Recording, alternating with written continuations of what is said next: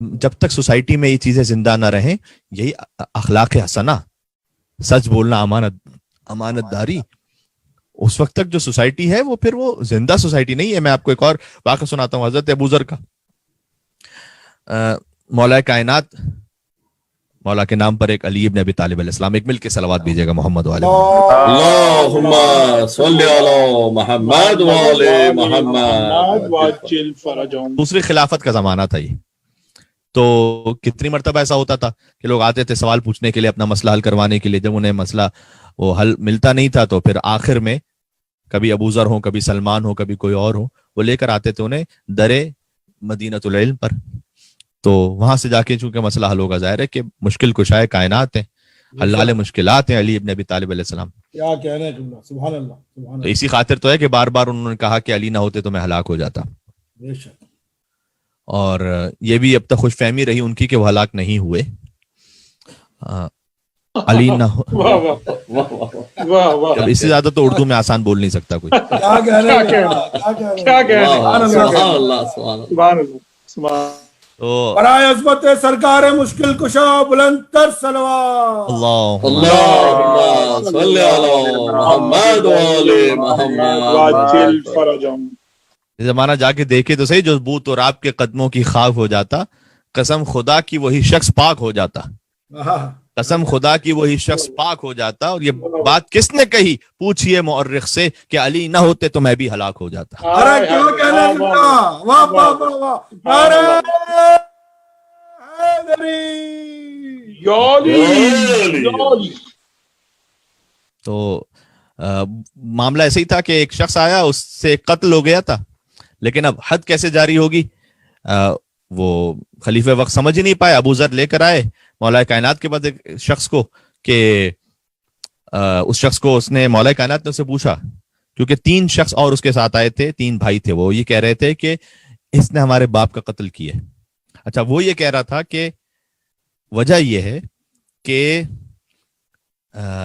میرا جو اونٹ تھا وہ میں چرا رہا تھا اسے، تو اس کے باپ کی جو ہے زمین اس پہ داخل ہو گیا وہ، اور وہ چونکہ وہاں سے فصلیں کھانے لگا تو اس کے باپ کو غصہ آیا اور اس نے ایک پتھر اٹھایا، اونٹ کو مارا اور اونٹ مر گیا۔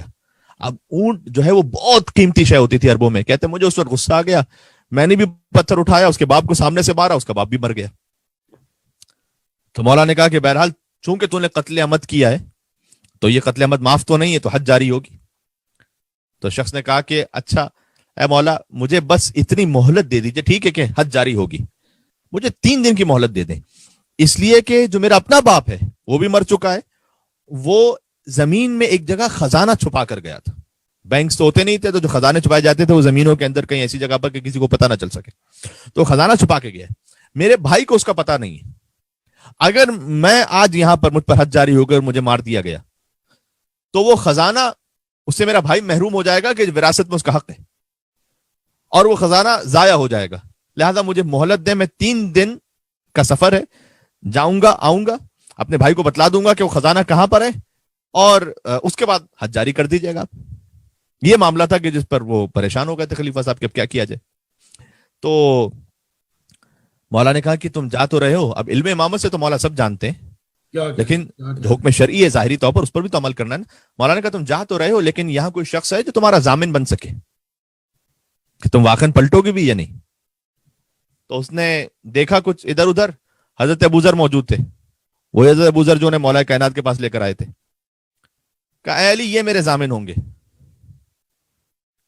اب اگر مجھ جیسا ہوتا تو میں کہتا ہے بھائی ایک تو یار میں نے ایک کام کیا، اوپر سے یہ کہ یہ مصیبت بھی سنبھالو۔ اب تو حضرت ابو ذر نے کہا کہ یا ابو الحسن، اے مولا میں ضمانت لیتا ہوں اس کی، آپ چھوڑ دیں اسے۔ مولا نے کہا دیکھو اگر یہ واپس نہیں آئے تو پھر تم ضامن ہو اس کے، اس کی حد کے۔ اس نے کہا کہ حضرت ابو ذر نے کہا کہ ٹھیک ہے جانے دیں۔ وہ چلا گیا، پہلا دن گزرا، دوسرا دن، تیسرا دن ہاپتا کاپتا ہوا، آخری دن تھا، لوگ پریشان ہو رہے تھے کہ ابو ذر پہ کہیں حد جاری نہ ہو جائے کیونکہ انہوں نے ضمانت دی تھی۔ تو آخر میں ہاپتا کاپتا واپس آیا شام کے وقت، اور آ کے اس نے علی سے کہا کہ اب حد جاری کر دیجئے آپ۔ جیسے جب وہ واپس پلٹا، سبحان اللہ، تو مولا کائنات نے اسے سوال کیا کہ تم آخر کیوں واپس پلٹے؟ اگر تو نہ آتا تو تجھے کو پکڑنے والا تو تھا نہیں, تو تو واپس کیوں پلٹا؟ اس نے کہا کہ اے مولا میں اس لیے واپس پلٹا تاکہ وعدے کی وفاداری کی جو رسم ہے نا وہ معاشرے میں ختم نہ ہو جائے. اگر میں نہ پلٹتا واپس تو پھر لوگ پھر کسی کے وعدے پر اعتبار نہیں کریں گے, تو وعدے کی وفاداری معاشرے میں ختم نہ ہو جائے اس لیے واپس پلٹا.